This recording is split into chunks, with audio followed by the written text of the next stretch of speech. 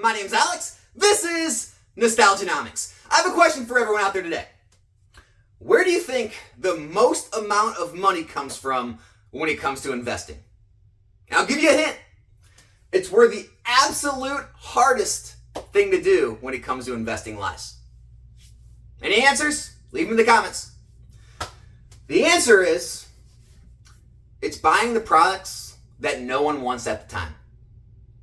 It's being able to think for yourself, to realize the market and everyone out there can have things wrong, to see a vision for whatever it is you're trying to buy, and then actually voting with your dollars, making that purchase when it's not the easy thing to do, and holding it. And that's where the most money's made when it comes to any type of investing, is seeing value in things when no one else does. Now, there's always risk involved. I always have to say that. There's a chance that maybe no one will ever see value in it. But if you take any type of history into account, if you understand the hobby, if you know what people have liked and most likely will like in the future, you can make pretty good bets when it comes to investing in those types of things. And if you get it right, that's where the most amount of gains come from. And I wanted to make this video because some people think we're entering a bear market in Pokemon.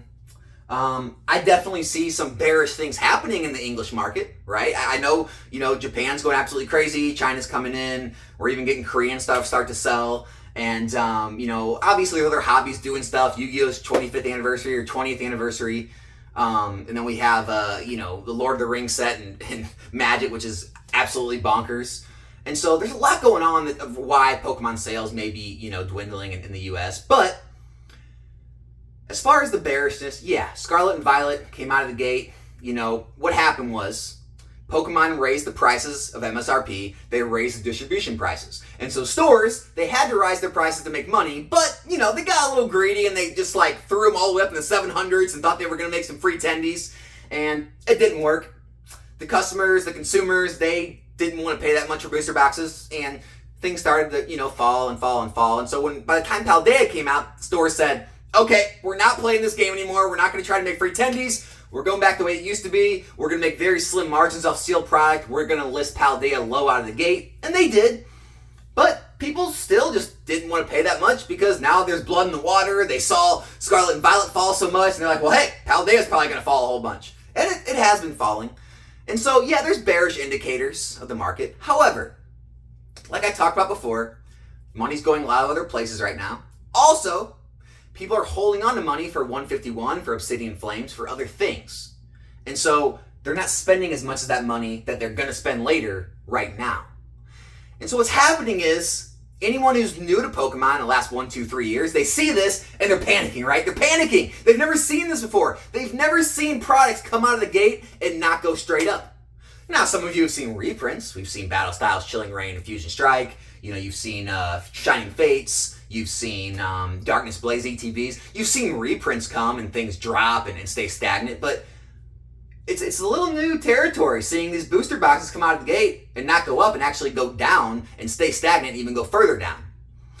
And I'll tell you the reason for it, okay? Obviously, one, those bearish indicators, money's going elsewhere, money's being held for later. But also, stores want to make as much money as they can when they can, right? And so if stores know the hype for 151 and even Obsidian Flames is super high and they know it's basically money in the bank on those sets, they're willing to take losses on Scarlet and Violet base and Paldea Evolve just to free up all that capital to buy more and more 151 or Obsidian Flames, or just to buy more Lord of the Rings, or just to buy more of whatever it may be, because they know these are going to be probably a little stagnant for a while. They're a little lackluster. Although, in my opinion, I think Paldea is being absolutely missed by the market. We'll talk about that in a second. But they're willing to sell those at a loss and just dump them and take those losses because they know the gains they're going to make in other sets are going to not only make up for those losses, but even make up more. And so that's kind of what's going on right now, as well as people who got in the last year or two and they think, oh, I knew it, I got in too late, it's over, the get rich quick scheme's done, I gotta dump everything, I knew this was a bad idea, Mom, Dad, you were right, I'm dumping it all, I'm taking my losses, I'm moving on. And then that happens too. It always happens in bear markets, especially for those who played with money that they couldn't really afford to play with, and now they need it for their lives, and maybe people going through hard economic times, whatever it may be. It always happens in bear markets. It's the way it is. But I'm getting flashbacks of a lot of times in history, XY, Sun and Moon, but most recently, Chilling Reign, even Fusion Strike. So when Chilling Reign came out of the gate, it was up here, and then it dropped down to down here, and now it's back to even higher than it was out of the gate, right? I forget what it was out of the gate, maybe low hundreds, I forget.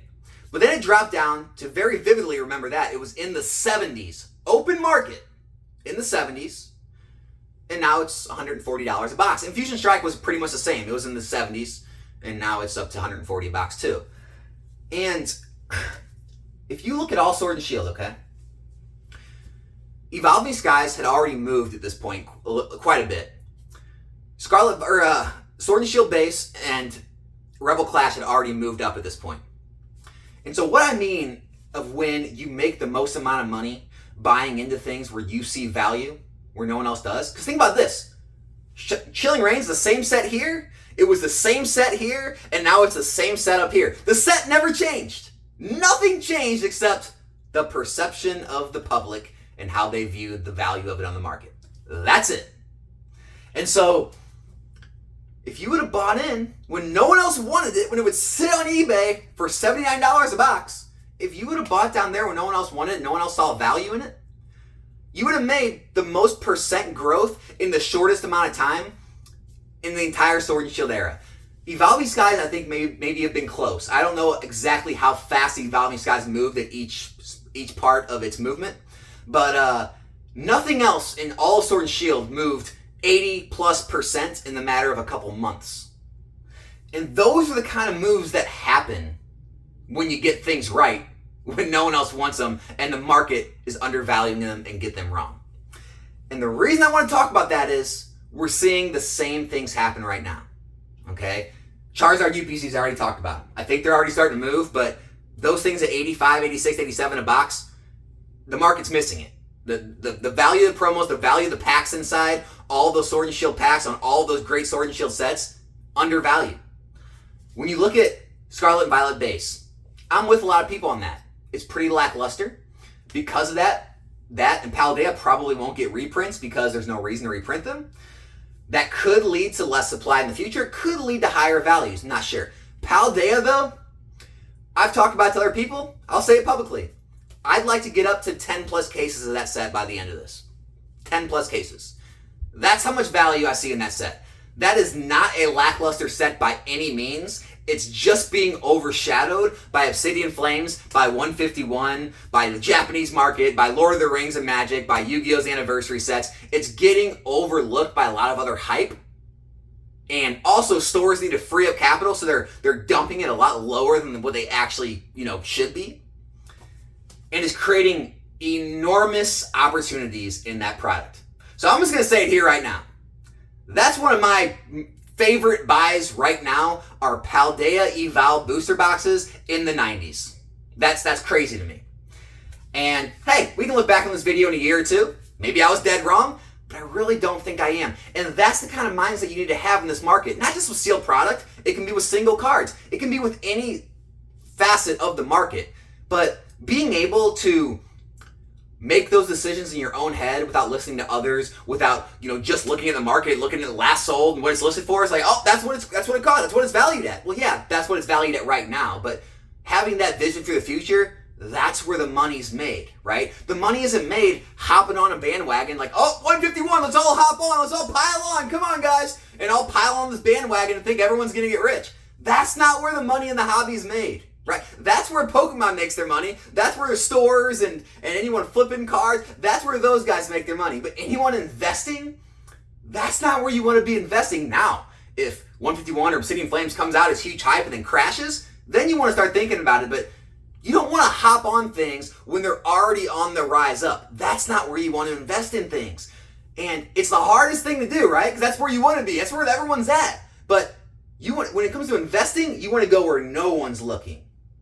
But you want to look at the cards that no one's looking at, that maybe aren't even selling right now on eBay. They might sell once or twice a month.